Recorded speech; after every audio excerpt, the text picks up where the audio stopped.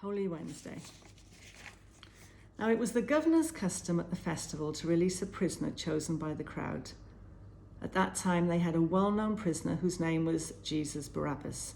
So when the crowd had gathered, Pilate asked them, "Which one do you want me to release to you?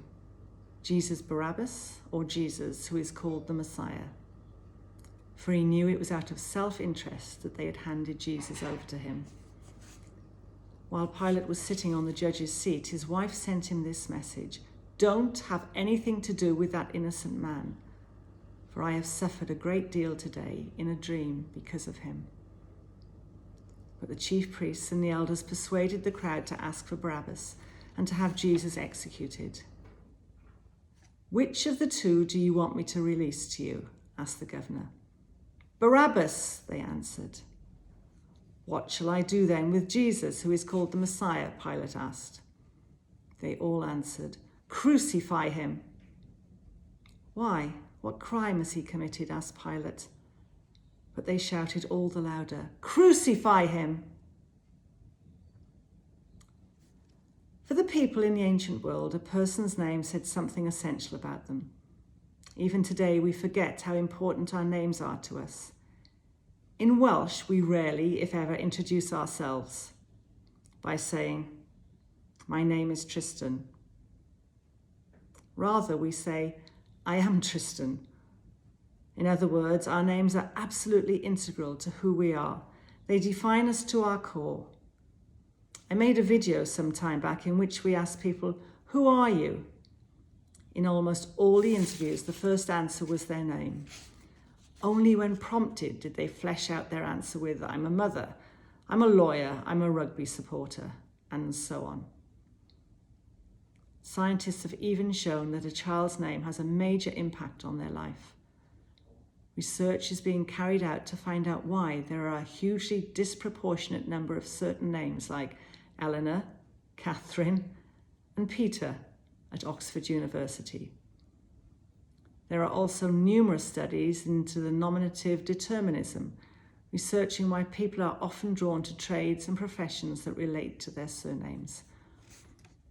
Why there are a higher percentage of cooks with the surname Baker, or ministers of religion with the surname Bishop and Parsons, and so on. Then we have the world record-breaking sprinter Usain Bolt, a famous Chinese-American lawyer called Su Yu, and two prominent neurologists called Dee Whedon and A.J. Splatt. In the ancient world, it was a common belief that a name could express a person's destiny. In the Jewish tradition especially, a person's name was not just a label, rather a name said something profound about that person. So much so that people even changed their names if they went through a life-changing event. For the early Israelites, a name reflected a character and identity. Through your name, the world would like to know something about who you were, what you did, and where your life was heading. The name Jesus was popular among first-century Israelites. It was a form of Joshua, meaning God saves.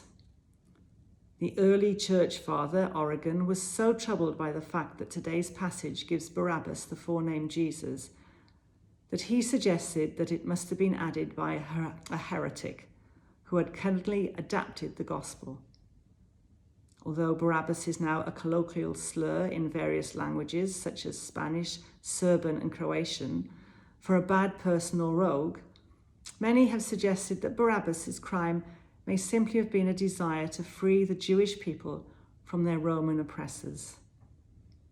In the blockbuster film King of Kings, 1961, for example, Barabbas is depicted as a friend of Judas Iscariot, with both being aligned to the Zealots, a Jewish political group determined to bring down their Roman oppressors.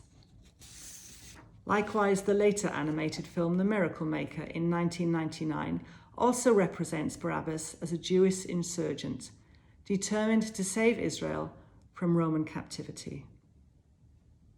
So it makes sense that Barabbas' name was Jesus. He was also interested in saving people. The salvation offered by Jesus of Nazareth, though, is very different from that promised by the first century Jewish zealots. The angel in the Christmas story informs Joseph that his son is to be named Jesus because he will save his people from their sins. Matthew chapter 1. Very different from Barabbas' promise of redemption through power and violence, Jesus' salvation deals with our worries, anxieties, and destructive patterns of thinking and behaviour. He brings peace that the world cannot give. John chapter 14. In this sense, Jesus' salvation is very much related to conquering fear. The angels in the birth narratives of both Luke and Matthew not only announce the importance of Jesus' name, but they also reassure Mary and Joseph that there is no need to be afraid. Fear can keep us trapped and incarcerated, which can lead to anxiety, sadness, and even isolation. Salvation, though, brings freedom from the enslavement of such temptations or worries. It brings peace to our pain and suffering. It brings hope to those of us who sometimes feel lonely, sad, or misunderstood. Yes, that was part of the message of Christmas, but it is also very much part of Holy Week, a week that guarantees that the rejected, tortured, and crucified Jesus stands alongside us in these struggles. Take some time today to consider your own difficulties and struggles. You may be inclined towards worry, depression, a particular temptation, anxiety, or anger, or you might have times of loneliness or sadness. Take heart in the fact that Jesus knows what suffering is and that his salvation ensures our struggles can be redeemed.